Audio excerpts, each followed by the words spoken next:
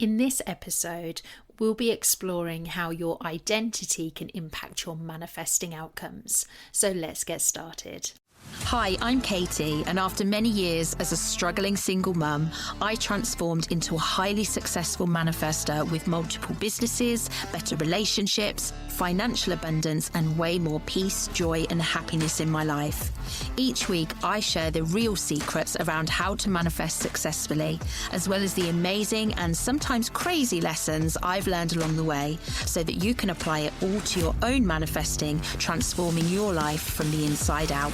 This is That Manifesting Podcast.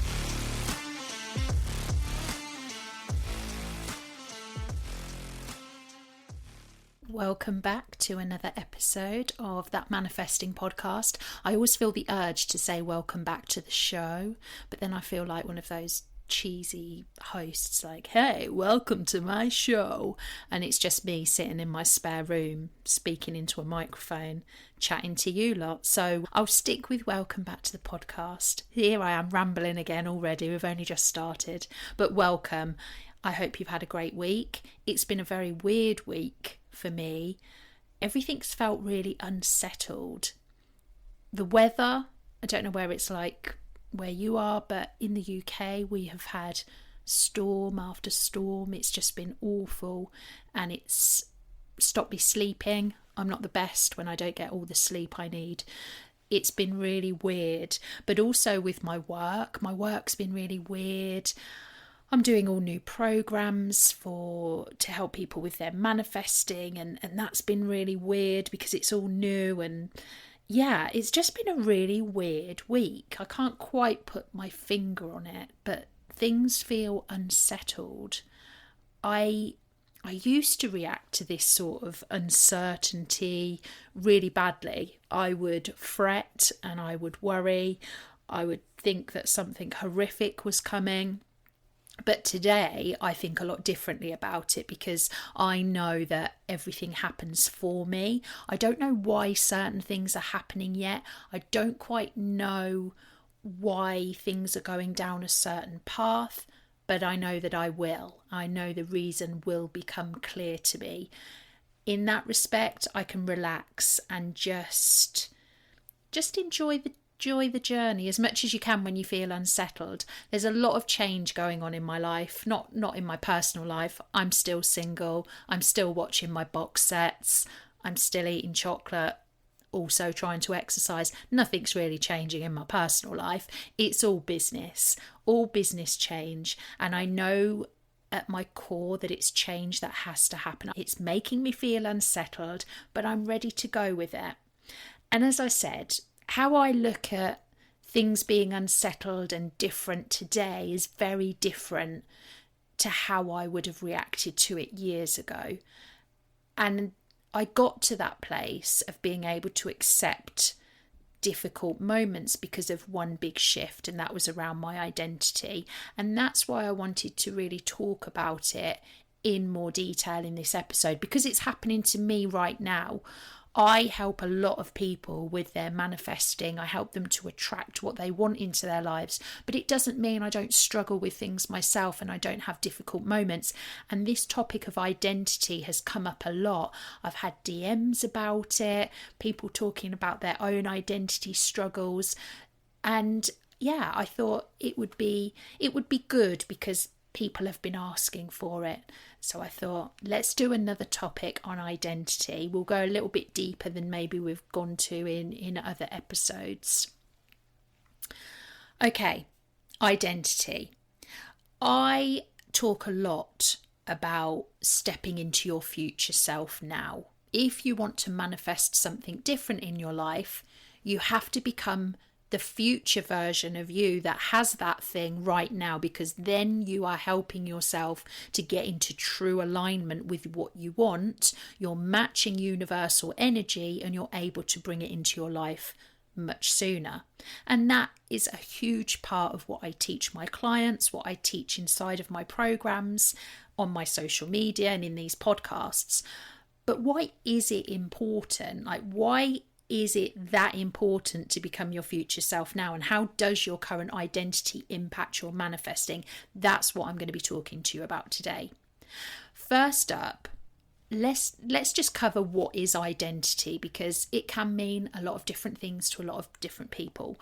The way that I explain it is that your identity can take two forms.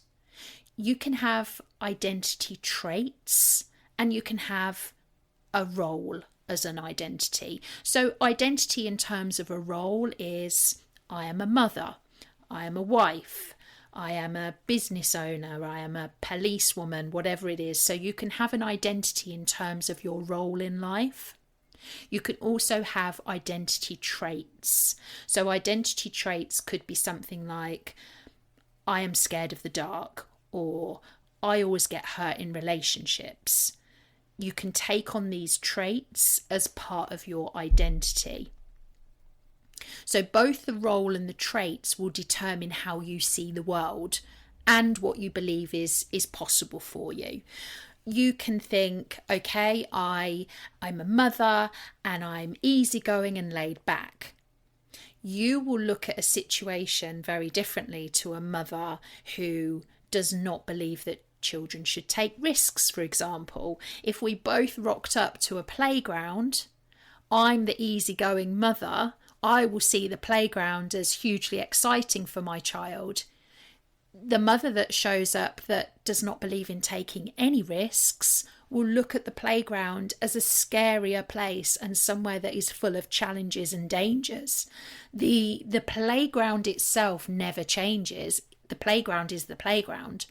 But our experience of that and how we perceive it is very, very different. And that is down to the identity traits that we've taken on ourselves. And you see this a lot. I like a lot of these reality shows and everything. And you can see people that go through the same experience. It could be two people that have been cheated on. One of them will choose to look at that through a very different lens to the other. One could look at it as an opportunity to change their life and meet someone new and get rid of the dead wood in their life, and they see it as a really positive thing in the end, whereas another person can view it as something that is so horrific they don't know how they're ever going to move past it. And that comes down to their sense of identity. The first person could look at it as, I'm a strong woman, I don't need that man and I can make it on my own. That is her identity trait. Whereas the other woman can see her identity becomes, I am the one who got cheated on. Both of them will navigate the situation in very different ways because of how they perceive it and because of how they identify with it. So that's just a little bit about identity. So you have identity in terms of a role and identity in terms of identity traits. One identity trait that I carried with me for many, many years was that I was crap at direction. I had no sense of direction. I could get lost in a hotel. That's no lie. And this was proved. I proved this to myself time and time again. When I was a lot younger, well, I say it like I wouldn't do it now, but I could still get lost quite easily if I allow myself to go to that place. But years ago, I decided that I wanted to go shopping and I wanted to go to Birmingham, place in the UK. And I got on the motorway, but I started driving in the wrong direction, not as in the wrong side of the motorway, as in I was headed south and I should have been going north. Anyway, I realised my mistake and I didn't know how to correct it. All I kept telling myself was, I get lost too easily. If I try and change course, I'm going to get even more lost and this is just not going to work. And my sense of identity of being that person who easily gets lost meant that I saw the journey ahead as really scary. So what I decided to do was just keep going until I couldn't drive anymore. And I ended up at the seaside. I literally drove until I met the sea. And that was how the journey stopped. I could have at any point, this was before the days of sat-navs, by the way, I could have at any point pulled off of the motorway, worked out how to get back on track, looked at it logically and through different eyes, but I didn't. I chose to stay in that identity of somebody who always gets lost. And so I just continued on the wrong path for way longer than I needed to, because my identity was telling me that I couldn't be successful any other way. And that's just a little example about how identity can really impact your life. You might just see it as, oh, I'm rubbish at maths, or I'm not a great driver, but it really does impact how you show up in the world. This is why identity is so important in manifesting. What you believe to be true is what you manifest. I believed myself to be the person who got lost really easily. I got lost. And worse still, I didn't course correct. I didn't find the way to put myself back on track. And another big identity struggle I had was as a single mum. When my daughter was a lot younger, I actually used my identity as a single mum to shield me from life. I used it as an excuse not to do things. And I just ploughed everything into my daughter. My identity was a single mum. I was a single mum, which meant she only had me, and my only aim in life was her happiness and making sure she was okay, and everything was for her. And it sounds really weird saying that, because obviously your children come first. But I put her first above everything. You know, she might be going to a friend's house for dinner, and I would still not go and do anything for myself while she was at her friend's house for dinner, because I thought, oh, I need to do the washing and everything while she's not here, so that when she comes back we can spend time together. Everything I did revolved around her, and I love her to bits. I absolutely love her. But it was the wrong thing to do. That identity as the single mum I took on, and I just used it to shield me from life. I used it as this excuse. And when I then became an empty nester, when she left home, I was absolutely frightened to death. I didn't know what to do with my life. I didn't know who I was anymore. I realised that up until that point, I'd kept this safe identity as a way to avoid the world, and now I'd lost that because she'd moved out. Obviously she still needed me, I'm still her mum, but that day-to-day life, she wasn't there anymore. I was single, you know, I just didn't know what to do. Okay, I just had to decide, what do I want to be now? And it was scary, because I never thought that day would come.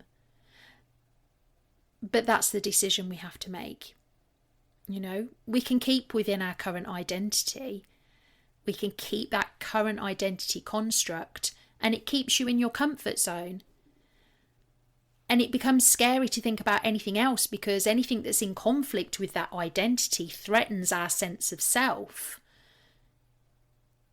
I would frequently tell people I couldn't do this or I couldn't do this because of being a single parent, and if people tried to challenge that, I would take it personally, because I'm sorry, you can probably hear Bumble barking in the background. Hold on, Bumble.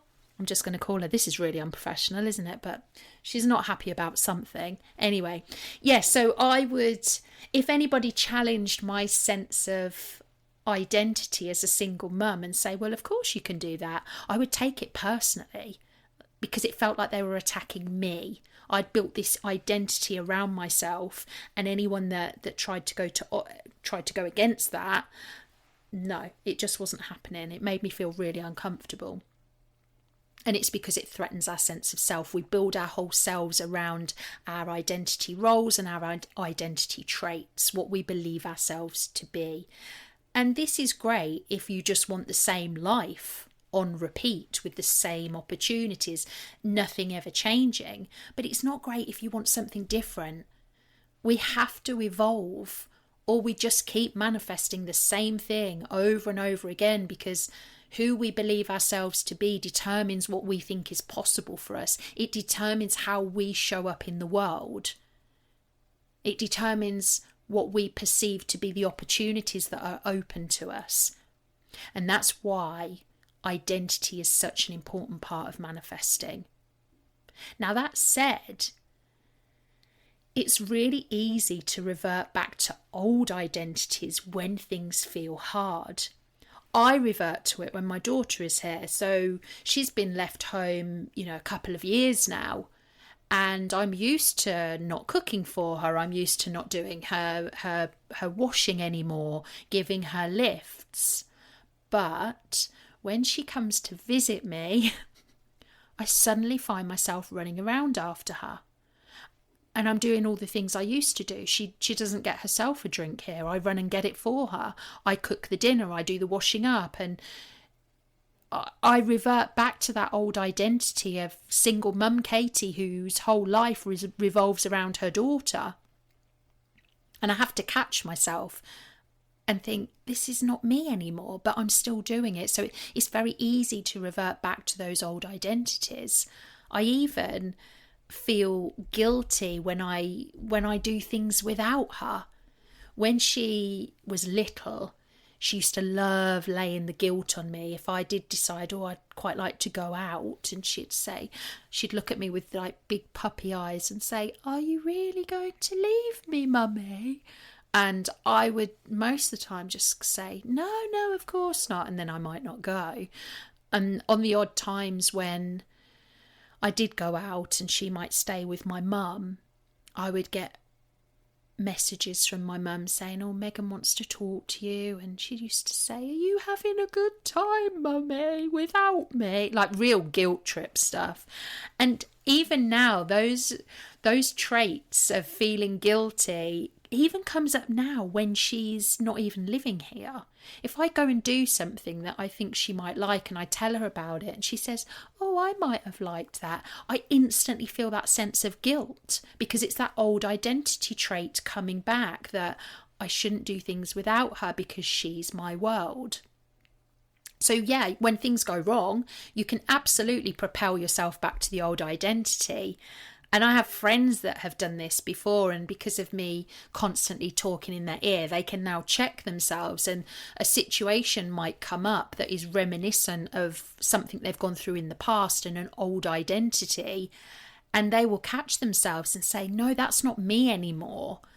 And they work out how to navigate the situation for who they are today, not who they were back then. They have to reframe the situation, look at it through a new lens, the lens of who they are today, and then they get to decide, who am I showing up as in this situation? Old me or new me? Where's the difference and how do I navigate that? And so the question that I've got for you to really ponder over is, what identity in terms of roles and traits are you choosing to adopt? We choose everything about our identity. No one else, people can try and put it on us, but we have to take it on ourselves for it to come out in our manifesting and in our life. Is your current identity actually holding you back? Are there things that you believe about yourself that are stopping you from achieving what you want in life? Those are the things that I'd like you to ponder on, because those are the things that can make a huge difference when you want to change your life.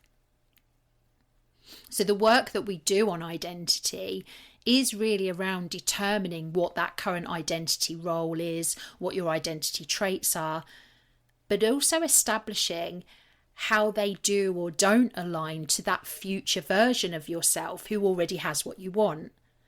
That's the work that I had to do and that you have to do. So as an example, if you see yourself in this current moment as a 9-to-5 office worker, that's your identity role.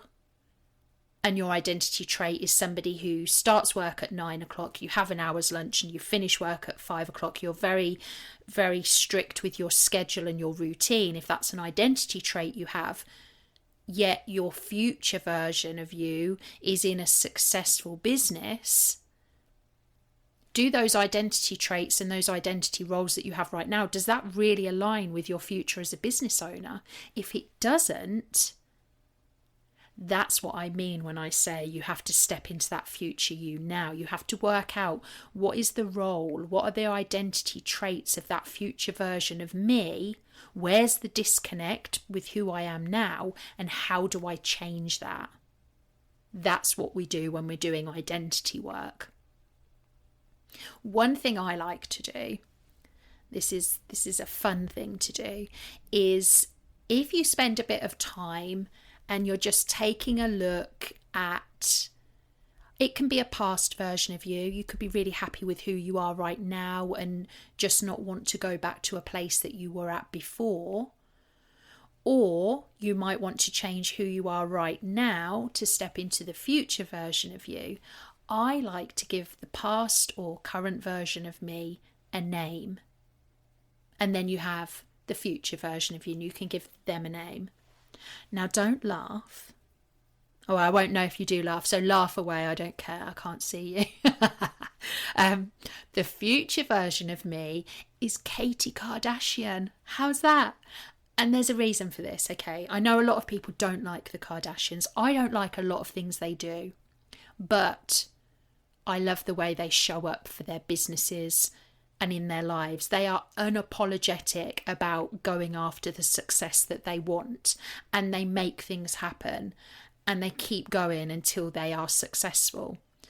And that is how I like to show up in my life. So I've got Katie Kardashian, and I know all the identity traits around Katie Kardashian. I know exactly what she can do. I know what she can achieve, and I know what she's got. Then I've got single mum Katie, and that's just what I call her. I couldn't think of a funny surname, so it's just single mum Katie and Katie Kardashian. Those are my two big identities. And I've got Katie, just who I am right now, and I see myself as sort of between those two. I'm not quite at the Katie Kardashian stage, but I'm definitely not just single mum Katie anymore. I am somewhere in between. Certain times I can go back more towards single mum Katie, like when my daughter's here and I'm running around after her. Other times I'm way up there towards Katie Kardashian when I am having an epic day in one of my businesses.